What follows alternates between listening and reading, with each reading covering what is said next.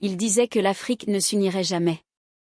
Ils affirmaient que le Sahel resterait éternellement une zone de guerre, dépendante des troupes étrangères, de l'aide internationale et des décisions prises ailleurs. Mais ils avaient tort. 3 nations, une armée, une mission unique.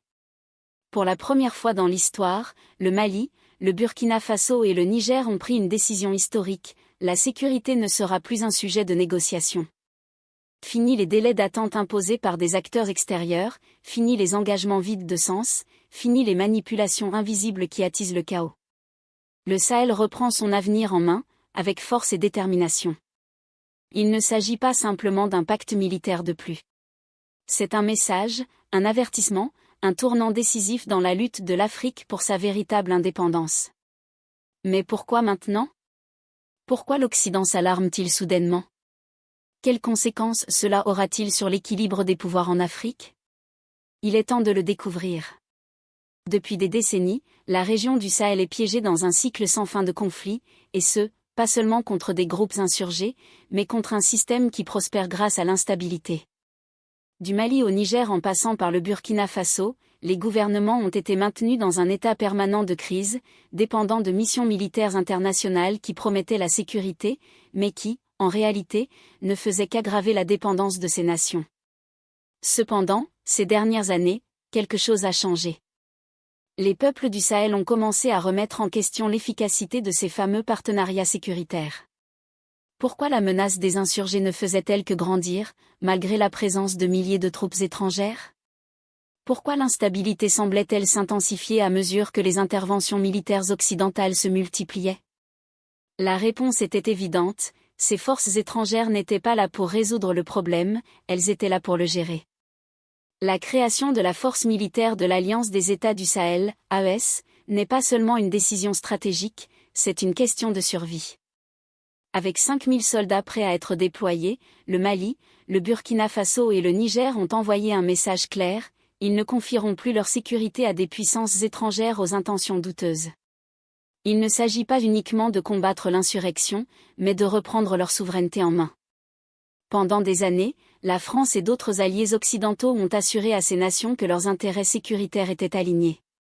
Pourtant, lorsque le Burkina Faso, le Mali et le Niger ont opté pour de nouveaux leaderships politiques refusant d'être manipulés comme des marionnettes, le vrai visage des puissances étrangères est apparu au grand jour. Les troupes étrangères ont été retirées, l'aide financière coupée, des pressions économiques exercées. Brusquement, ces pays ont été étiquetés comme instables, comme si des décennies de présence militaire étrangère avaient réellement contribué à instaurer la stabilité. La vérité est que la sécurité au Sahel n'a jamais eu pour but d'être assurée, elle devait être contrôlée.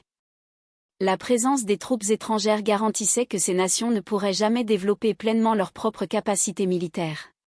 Le renseignement était toujours filtré à travers des agences occidentales, l'équipement fourni avec des conditions restrictives.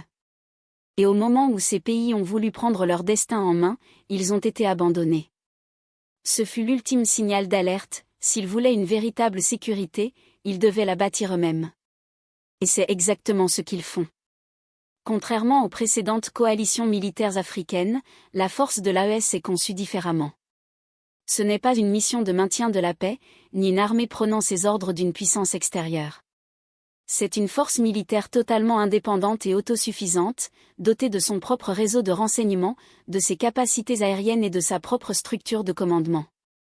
Le ministre de la Défense du Niger, Salaou Modi, a souligné que cette force a pour objectif d'opérer sur l'ensemble du territoire des 3 nations, sans restriction de frontières.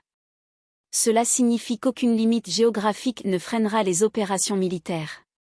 Si une menace surgit au Niger mais se replie au Mali, la poursuite sera immédiate. Si un groupe insurgé tente d'utiliser le Burkina Faso comme base arrière pour déstabiliser le Niger, la force AES l'anéantira avant qu'il ne puisse s'étendre. Ce niveau de coordination militaire est sans précédent dans la région du Sahel. Jusqu'ici, chaque pays opérait séparément, freiné par des processus bureaucratiques et des contraintes diplomatiques. L'AES élimine ces barrières. Cette force militaire agira comme une seule entité, frappant les menaces où qu'elles surgissent, sans attendre d'approbation extérieure. Un autre aspect clé de la force AES réside dans sa philosophie. Il ne s'agit pas seulement de combattre l'insurrection, mais aussi de bâtir une nouvelle identité militaire pour le Sahel, une identité qui ne dépendra plus des anciennes puissances coloniales. Historiquement, les armées africaines ont été modelées par les doctrines militaires européennes. Les programmes d'entraînement étaient souvent dirigés par des instructeurs français, britanniques ou américains, les armes importées, les stratégies dictées par des conseillers étrangers. L'AES rejette entièrement ce modèle. À la place, cette nouvelle force puise dans les traditions militaires africaines, adopte des tactiques adaptées à la géographie unique et aux réalités du combat dans le Sahel. Contrairement aux modèles importés de l'étranger, la priorité est désormais donnée aux réseaux de renseignements locaux plutôt qu'à une surveillance satellitaire contrôlée par des agences étrangères. Les tactiques de guérilla, autrefois utilisées avec succès par les mouvements de résistance africains contre la domination coloniale, sont réadaptées pour affronter les menaces contemporaines. La force AES n'est pas simplement une force militaire, c'est une déclaration, une affirmation que l'Afrique peut et va se défendre selon ses propres termes. Bien entendu, ce type d'indépendance militaire ne plaît pas à tout le monde. Les nations occidentales, qui se sont longtemps positionnées comme les garantes de la sécurité au Sahel, observent cette évolution avec nervosité. La formation d'une force militaire autonome menace directement les fondements de leur influence dans la région. Si l'Afrique n'a plus besoin de troupes occidentales, de renseignements occidentaux ni d'armement occidental, quel rôle reste-t-il aux puissances étrangères ? C'est précisément pour cette raison que la force militaire de l'AES va bien au-delà de la simple question sécuritaire. Il s'agit de briser un système de contrôle qui a défini le paysage militaire africain pendant bien trop longtemps. Et pour la première fois, 3 nations prouvent qu'elles sont plus fortes ensemble, non sous le commandement de puissances étrangères, mais sous leur propre drapeau, leur propre leadership et leur propre vision. Ce n'est que le début. Maintenant, la question est de savoir quelle différence cette force va réellement apporter. Rappel, n'oubliez pas d'aimer et de partager cette vidéo, ainsi que de vous abonner à notre chaîne pour découvrir plus de vidéos sur la culture noire, l'histoire, la civilisation et l'identité africaine. Continuons. La force militaire de l'AES n'est pas simplement une autre coalition sécuritaire régionale. Il s'agit d'une organisation militaire entièrement nouvelle, bâtie à partir de zéro avec un objectif unique, l'autosuffisance. Contrairement aux alliances militaires africaines passées, qui ont été gangrenées par des inefficacités bureaucratiques, des dépendances étrangères et des structures de commandement confuses, cette force a été conçue pour l'action. Elle est pensée pour frapper en premier, se déplacer rapidement et opérer avec une autonomie totale. La plupart des coalitions militaires africaines ont été le résultat de compromis politiques, de négociations diplomatiques ou de pressions extérieures. Par exemple, la CEDEAO avait mis en place une force militaire en attente, mais elle a rarement été déployée avec un réel impact. L'Union africaine dispose de missions de maintien de la paix, mais celles-ci sont souvent lentes, largement tributaires des financements occidentaux et limitées par une surveillance externe. La force AES ne correspond à aucun de ces modèles. Elle n'a pas été créée dans une salle de conférence ni construite pour satisfaire les attentes internationales. Elle est née d'un instinct de survie, porté par 3 nations qui se sont retrouvées abandonnées par leurs anciens alliés et encerclées par des menaces. L'une des principales différences de la force militaire de l'AES réside dans sa structure de commandement. Contrairement aux forces multinationales précédentes où chaque pays conservait ses propres chaînes de commandement, retardant ainsi les décisions cruciales, la force AES fonctionnera comme une seule et unique entité militaire. Il n'y aura pas de leadership fragmenté, pas d'attente pour obtenir des approbations de différentes capitales, et aucune interférence d'acteurs extérieurs.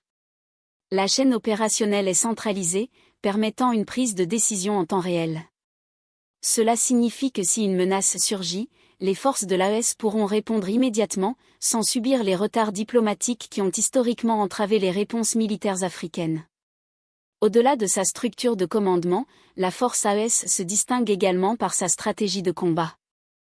Les armées africaines formées par l'Occident ont souvent eu du mal à s'adapter aux réalités de la guerre asymétrique dans le Sahel.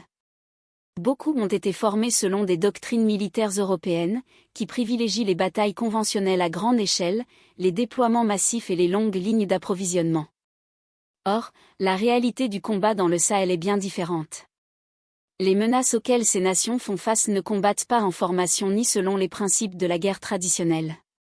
L'ennemi opère en petits groupes, frappe rapidement et disparaît dans des terrains difficiles.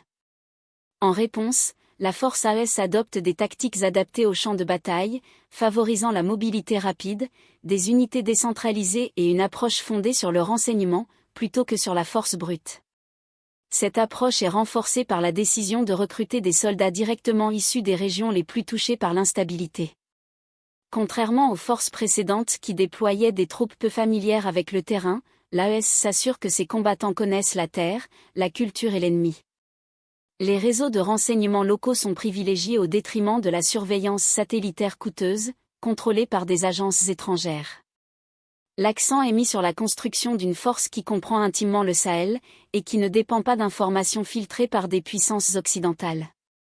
Un autre aspect révolutionnaire de cette force militaire est son modèle financier. Historiquement, les alliances militaires africaines ont été largement dépendantes des financements étrangers. Mais avec cet argent venaient des conditions, les donateurs dictaient les termes, choisissaient les armes et influençaient les stratégies. L'AES rejette cette dépendance en assurant son propre financement, garantissant ainsi qu'aucune puissance étrangère ne pourra dicter ses décisions militaires, limiter ses achats d'armes ou interférer dans sa planification opérationnelle. Cette indépendance représente un défi direct au modèle établi et envoie un message fort: il s'agit d'une force militaire qui ne peut être ni achetée ni contrôlée. La puissance aérienne constitue un autre tournant décisif. Dans le passé, les forces africaines ont souffert d'un manque criant de capacités aériennes, devant souvent compter sur les forces occidentales pour la reconnaissance, les frappes aériennes et le transport. Mais l'AES en a fait une priorité absolue. Elle est en train d'acquérir rapidement sa propre flotte, mettant un terme à la dépendance aux appuis aériens étrangers, et garantissant ainsi sa pleine autonomie dans la gestion des menaces sécuritaires.